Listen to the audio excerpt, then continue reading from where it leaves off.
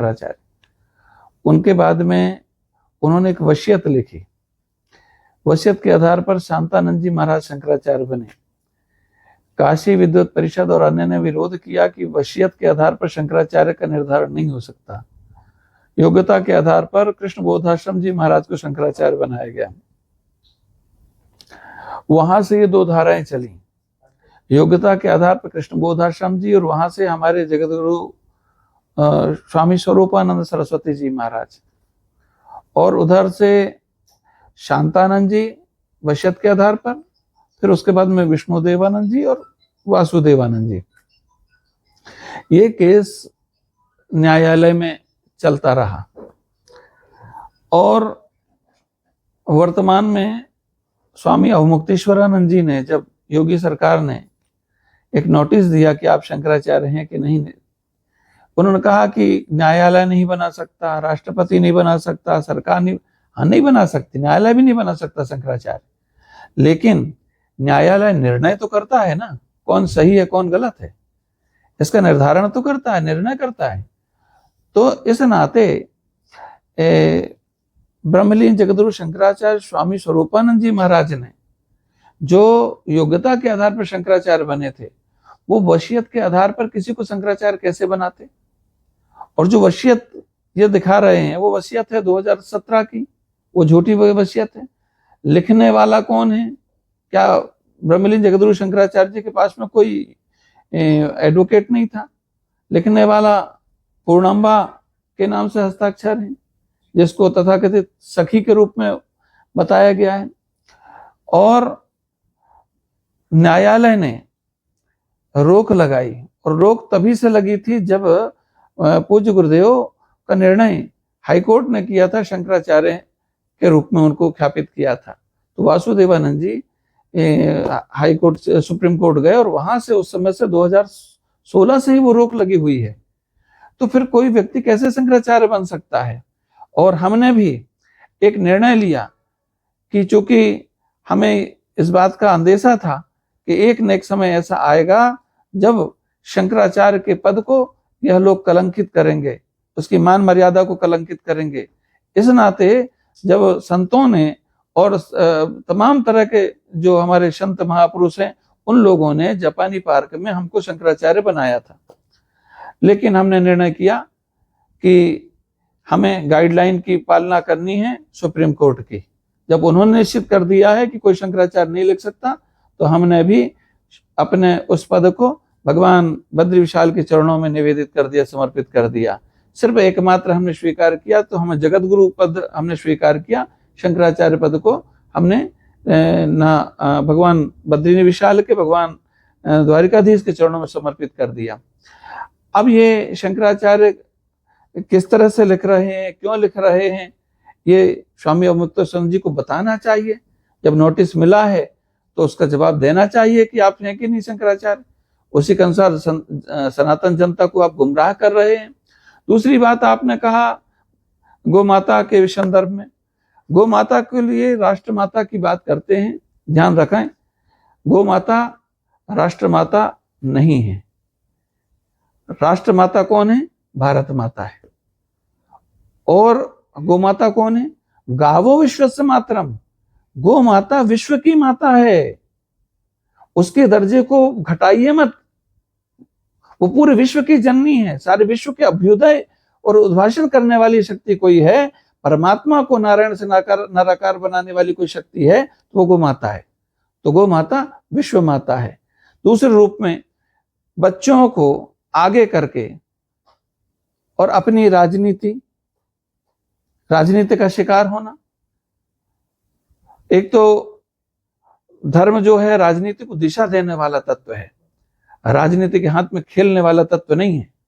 अपने अहंकार को, अपनी कुटिलता को पोषित करने के लिए और जो सनातन का कार्य करने वाली सत्ता है उसको अलग कर दे, शासन तंत्र से अलग करके, और एक अलग तरह की धारा जो सनातन विरोधी है, जो भारत विरोधी है, जो राष्ट्र के विरुद्ध में काम करती है, ऐसी सत्ता को आप लाना चाहते हैं। और इस सत्ता को लाने के लिए आप इतना नीचे गिर जाएंगे कि आप शंकराचार्य के पद को भी, गरिमा को, महिमा को भी विखंडित कर देंगे। दूसरी तरह अब ये जो हुआ है ये भगवान जाने, हम तो बड़े स्तब्ध हैं।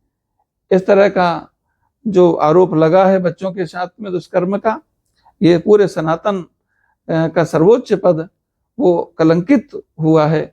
उसको इन्होंने एक प्रकार से एक निंदित, अब क्या कहें, उसके लिए हमारे पास में कोई शब्द नहीं है, जिस तरह से इन लोगों ने उस पद की महिमा गरिमा को गिराया है। और बच्चों को आप क्या बना रखा है? बच्चे जो गरीब घर के बच्चे आपके यहाँ पढ़ने के लिए आते हैं, अध्ययन करने के लिए आते हैं, विद्वान बनने के लिए आते हैं, आप उन बच्चों को उपयोग कहाँ कर रहे हैं?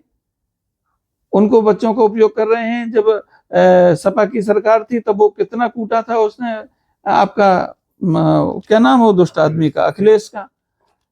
उस अखिलेश ने कितना किया था?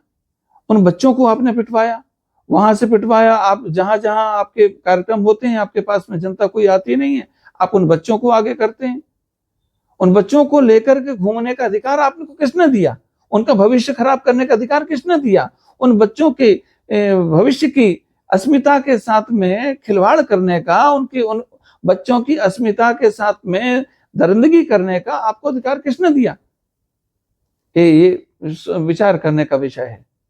और दूसरी तरफ जो राजनीति की धारा एक प्रकार से योगी सरकार को और योगी जी को एक बदनाम करना चाहते हैं, योगी जी के जो सनातन धारा है उसको तोड़ना चाहते हैं, राष्ट्र निर्माण की धारा उसको तोड़ना चाहते हैं। उसके लिए जनता को भी गुमराह नहीं होना चाहिए, क्योंकि बहुत वाचाल व्यक्ति है, बहुत तरह तरह का प्रोपेगेंडा करने वाला व्यक्ति है। इसलिए ऐसे व्यक्ति से सावधान रहने की आवश्यकता है। क्योंकि उन पे एफआईआर दर्ज हो गई है। अब कानून ने एक तरफ भले ही विवाद हो वो शंकराचार्य है या नहीं, लेकिन कानून ने उनके ऊपर कार्रवाई करनी चाहिए, क्योंकि जिस प्रकार के आरोप उन पे लगे उसमें गिरफ्तारी तक हो सकती है। बात यह है, जिस नाम पद को वो लिख रहे हैं, बड़ी चिंता हो रही है हमें। उस नाम की क्या, उस पद की महिमा का क्या होगा? सनातन का सर्वोच्च पद है वो, सब सारे लोगों की आस्थाएं वहां पर टिकी हुई हैं। आपको हम ये कहते हुए बड़ा संकोच के साथ में कह रहे हैं कि उनको इस पद से अपने आप को, एक तो सुप्रीम कोर्ट का भी उनको आदर करना चाहिए, उनको इस पद का उद्भाषण नहीं करना चाहिए, और जब तक उनका कोई निर्णय नहीं आ जाता तब तक उनको इस पद से एकदम अपने आप को अलग कर लेना चाहिए। ये उनको स्वयं को आगे बढ़कर के ये काम करना चाहिए। लेकिन अहंकार की चरम सीमा ने आज उस पद को वहां तक ले जाकर खड़ा कर दिया है जहां कभी कल्पना नहीं कर सकते थे, ऐसे निचले स्तर पर ले जाकर के खड़ा कर दिया जाएगा। सभी आरोप नकार रहे हैं। जो बटुक जिन पे शोषण का आरोप उन पर लगा है, बटुक कह रहे हैं कि हम वहां थे और हमारे साथ ये हुआ, लेकिन उनका कहना है कि वे उस जगह पे थे ही नहीं, कहानी रची जाए। ये निर्णय तो दो लोग करेंगे, एक तो न्यायालय और जो जांच की समिति है वो करेगी, दूसरा ऊपर वाली सत्ता करेगी। स्वामी अवमुक्तेश्वरानंद ने, स्वामी सदानंद ने जिस तरह से अपने गुरु के साथ में दरिंदगी करी, उनको मृत्यु के घाट तक पहुंचाया, आज उसका परिणाम दिख रहा है। जिस तरह से स्वामी सदानंद ने और अवमुक्तेश्वरानंद ने जिस तरह का पाप कर्म किया, स्वामी गोविंदानंद को इन्होंने उनके हाथ पैर तोड़वा दिए, उन्होंने आवाज उठाई कि आप शंकराचार्य नहीं है, उनके पैर तोड़वा दिए, उनकी बुरी तरह से वो करवाई। कांग्रेस की सरकार थी, एफआईआर तक दर्ज नहीं होने दी छत्तीसगढ़ के अंदर में, बघेल की सरकार थी तब। इसके बाद में उन्हीं गोविंदानंद जी के ऊपर गलत गलत तरह के आरोप लगवाए। आज उनके ऊपर आरोप लग रहे हैं। शर्म से डूब मरने जैसा विषय है। स्वामी अवमुक्तेश्वरानंद, स्वामी सदानंद अभी भी चेत जाएं और धर्म के मार्ग पर आए। धर्म का चोला पहना है, उस धर्म की महिमा और गरिमा को थोड़ा सा बचा करके रखें। हम उनसे प्रार्थना करते हैं, हमारी प्रार्थना है कि वो इस पद को लिखना बंद करें, इस पद की मान मर्यादा के साथ में खिलवाड़ करना बंद करें पूज्य जगद्गुरु शंकराचार्य ब्रह्मलीन जगद्गुरु शंकराचार्य जी को इस बात का अंदेशा था।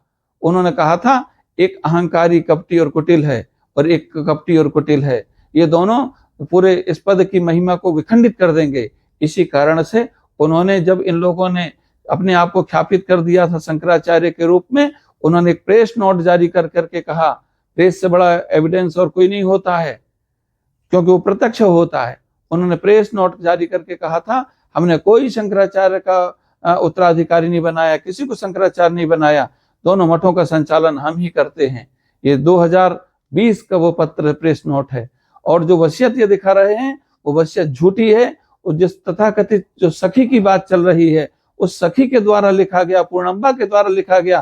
क्या ब्रह्मलीन जगद्गुरु जी के पास में कोई एडवोकेट नहीं थे, वकील नहीं थे? वो लिखने वाली कौन होती है टाइपकर्ता के रूप में? और वो भी 2017 में। जब 2017 की वो है तो फिर तो वो अपने आप में वो 2020 में जब उनका प्रेस नोट उस वसीयत को, उसकी सत्यता को खारिज कर देता है।